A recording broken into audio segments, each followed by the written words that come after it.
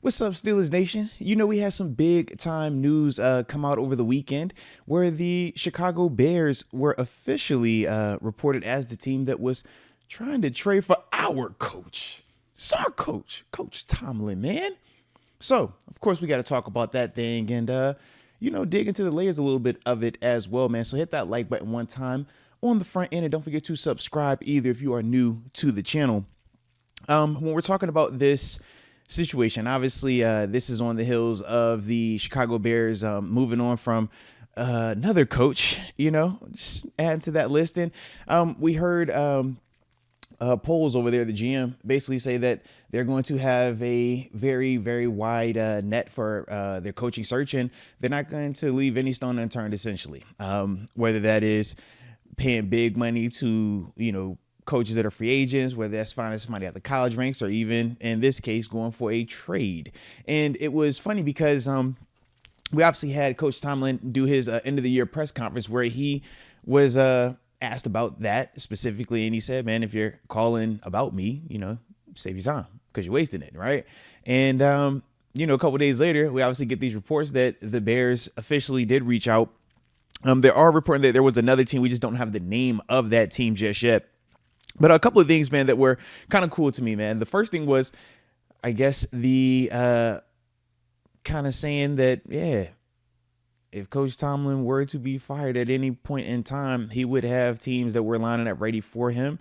This still does hold true because the Chicago Bears have been on record with saying that they were willing to make a trade or were interested in making a trade for Coach Tomlin. So we do love the fact that there's value there. Like I said, there is another team that's out there. We just don't know the name of it just yet. So it is what it is with that. Probably won't get that name since Coach Tomlin and the Steelers have put that to rest in the sense of their interest in a trade, but doesn't hurt to try because in the history of it, we have seen some coaches be traded. Now, they haven't all been traded in the traditional sense, which is what I think of it like John Gruden or what this was right here, right? Where the Bears were trying to offer us compensation via draft picks, and then we would ultimately send Coach Tomlin over to the Bears, right? We haven't seen that happen as frequently, but we have seen coaches who were under contract, kind of retired / took that year away.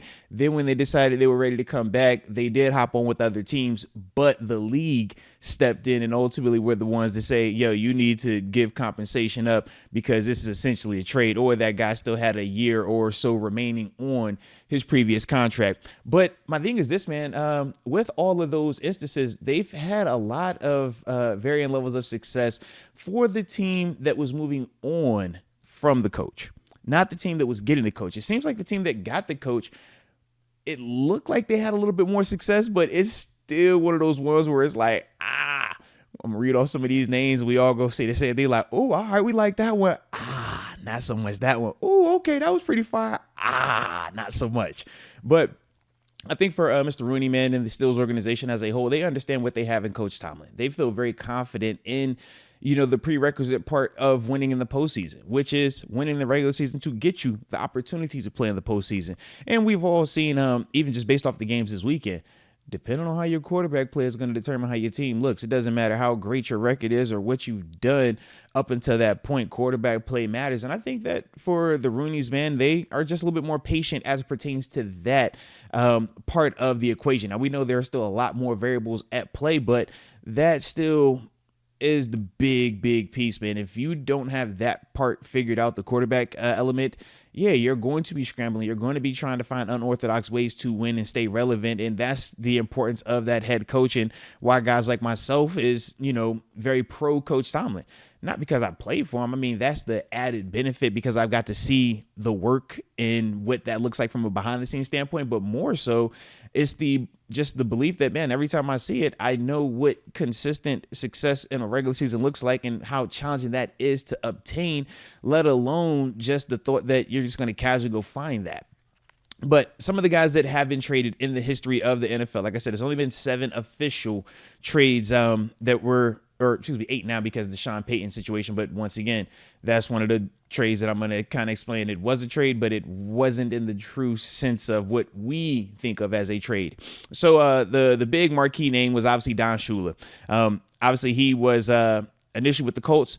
And yeah, going into that 1970 season, the Dolphins traded for him. We obviously know that the way that worked was it wasn't considered a trade, but they felt that the Dolphins had did tampering.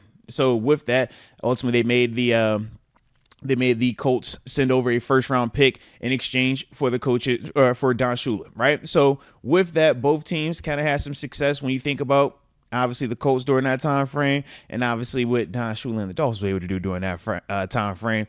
Both parties felt like they kind of made out well. Next one, there was a big name trade during the sense of the NFL. Bill Parcells, 1997, initially was with the Patriots, right?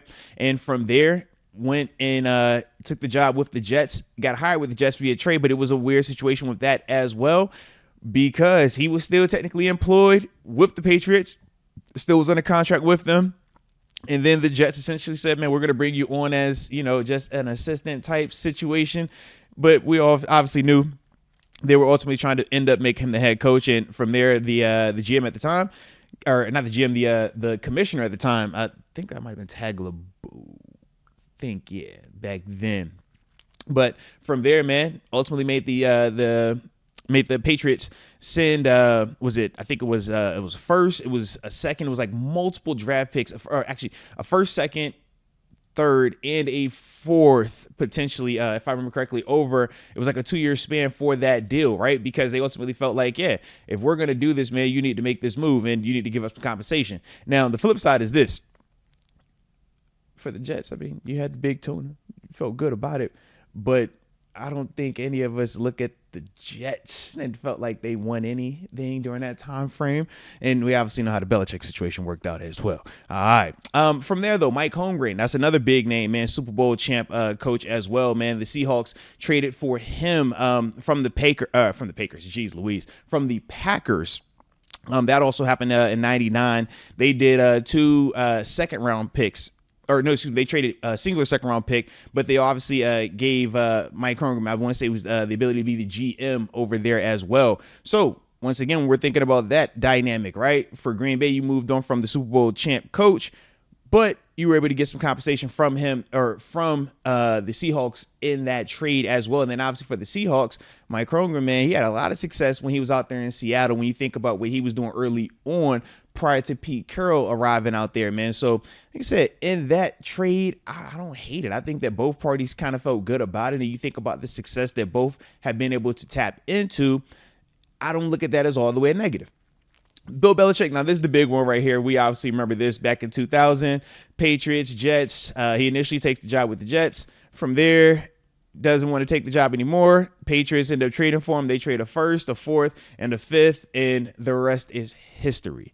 Obviously, if you're the Patriots, you were like, yo, we do not care about those draft picks. You can have all of these because what was the return on the investment for Belichick? I mean, you get 6 Super Bowl championships. You're viewed as one of the greatest franchises in NFL history and a ton of other accolades along the way. So for the Patriots, they're not tripping. They felt great about the trade. For the Jets, obviously, they, I'm sure, have some regrets, right? Now, part of that, they didn't want to do it, but it just kind of how it worked out. And that's partly why everybody looks at them how they look at them, because of that situation. But that's one of those ones where, once again, if you're the team, if you were the Jets, it's like, man, would you have rather had Bill Belichick? Would you rather have those draft picks? I think the common thing to me is, man, give me the guy that knows what he's doing, the guy that actually understands how to get the most out of it. But it's not impossible feat for, the team that is moving on from said coach to have success. Now, this next one, doesn't really help that last statement because it's John Gruden, 2002. I remember this one perfectly, man. This is like peak, getting ready for high school freshman year time frame for the boy over here, man. But John Gruden, ton of success with the Raiders. Rich Gannon at quarterback. They ultimately trade him to the Bucks for 2 first-round picks, 2 second-round picks, and some cash to go with it. We obviously know first year out, my man Gruden goes ahead and wins a Super Bowl championship with the Bucks down in Tampa. Obviously for the Raiders, they went from having a ton of success with Gruden to kind of been scrambling ever since to get back to that form of relevancy. I mean, it sucks, but that's part of the cause and the effect of it, right? From there, man, you got Herm Edwards. Shout out to Herm Edwards, man. You know Herm, man. Obviously was with the Jets prior to getting traded to the Chiefs. And with Herm Edwards, man, they traded a 4th-round draft pick for Herm, and he did not have a ton of success out in Kansas City. It was 3 and out, and yeah, they got rid of him. Did not have nowhere near the amount of success that he had when he was in New York. And then last but certainly not least is Bruce Arians. Once again, not a true traditional trade. Okay, let me break it down. Was the Cardinals head coach, right, up until I think it was 2017 time frame, right? From there, he decided to just take 2 years away, man. Just stepped away from the game. Wasn't necessarily retired, but he was doing some like media stuff, some radio stuff. Ultimately decided to join the Bucs, and we obviously know he became the head guy, won it all down there. But what the NFL did do, they've said that with Arians, because he was technically still under contract when he stepped away from his role in Arizona, the Bucs had to send a 6th-round draft pick out there to Arizona. They did a pick swap. It was a 6 for a 7. They swapped picks late to make it as if that was the compensation for him, but it wasn't, like I said, it's technically a trade, but it's not a trade in the sense that we think of as active guy on the sideline getting traded. Outside of John Gruden, like I said, we really haven't experienced that. Even with Sean Payton, remember, he had stepped away and technically that retired, did that 1 year with Fox for TV before going out there to the Denver Broncos. The other one that was glad this didn't happen, but could have happened, was 2014, Jim Harbaugh, when he was getting ready to leave the Niners to take the Michigan job. The Browns, it is on record, they offered, I want to say it was 2 3rd-round draft picks that season for a trade for Jim Harbaugh before he was going to leave the Niners and ultimately take that Michigan job. Now, ultimately, Harbaugh decided to go to college, man, coach at Michigan. We know it worked out perfectly for him, and we're actually glad that it did because we didn't need Cleveland to have any reason to think that they could figure it out. Stefanski's good enough, so shout out to him, but Cleveland's still Cleveland, all right? But as a whole, man, I love the fact that, for Coach Tomlin, he wants to be here. He still feels passionate about it, and he thinks that he's the guy for the job because I personally do believe that he is the guy for the job. And I feel like his success, both regular season and his postseason success, I know we're going to bring up the recent failures, but we still don't get to just erase the success that he's also had. That's not how it typically works. So with that, man, like I said, I still feel good about him, man. I still feel like he's the guy for the job. And clearly other teams out there feel like he's the guy as well. But you guys let me know your thoughts, though, because like I said, this is my perspective. But I want to know from you as well, man. How do you guys feel about it? Would you have traded Coach Tomlin if you are, obviously the Steelers understand that Coach Tomlin has the trade clause, the no trade clause. But if it was up to you, would you have made that trade to the Bears? And if so, what would the compensation be? That's the other part, right? How we going to do it, man? Yeah, but either way, drop it in the comment section. Let me know your thoughts on it, man. If you would do it, like I said, how would you do it? Or if you wouldn't do it, why wouldn't you do it? How you feel about it either way? But don't forget to hit that like button and subscribe. And until next time, baby, peace.